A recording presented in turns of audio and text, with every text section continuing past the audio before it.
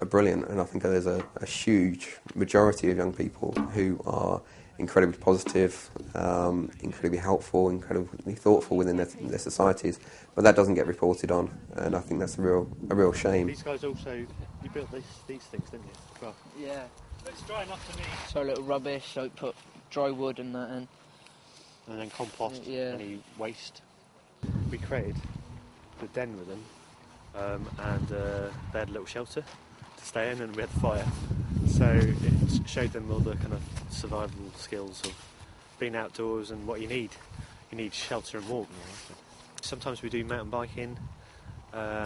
We'll go walking. Last week we went walking the country, found some rope swings, and we'll do some special activities sometimes, ones which maybe cost a little bit more, but kind of if they like a kind of a reward. A lot of these guys do this kind of stuff anyway.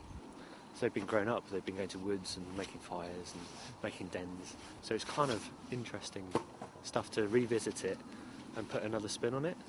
There's loads of different awards we can link into.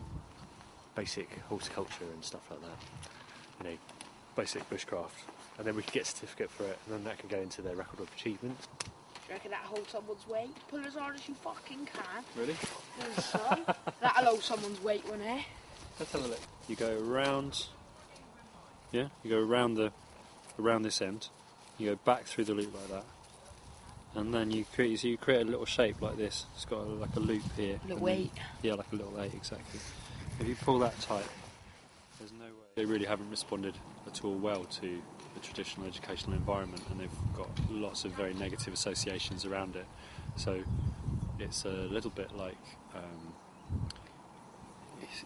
it's like when you're pushing against so much resistance. In a way, I'm not sure it's really positive for the kids. I think that it's it can get to the stage where you want to find something which is enjoyable for them and different, and also maybe plays more to their natural abilities and strengths. Like sometimes you'll find things when you're doing constructive activities or practical activities where they've got a natural aptitude for it and a sort of enthusiasm, and it's not conventional education in the sense of school type work, but it's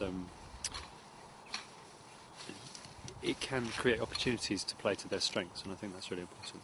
We do work with young people who have struggled in life a lot, either socially or educationally, and see themselves quite often as a failure within society. There's certainly an emphasis for young people within popular culture around money and around success, and success being related to money and status. And I think quite often young people can be swept along with that and believe that in order to be successful in life, you need to be rich, you need to have material objects, you need to have power and influence over other people, rather than actually seeing success in much more of a self-contented way of helping other people and sharing.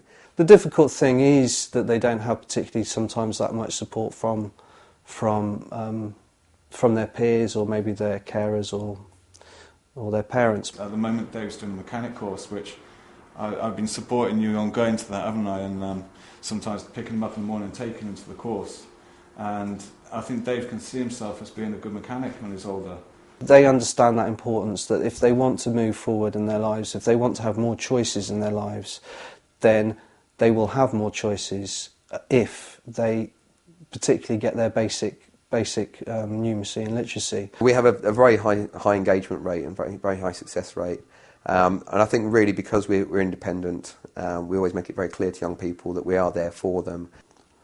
I think the best thing about working with active inclusion is that the kids move forward a lot quicker than I've ever experienced in any other school that I've worked in.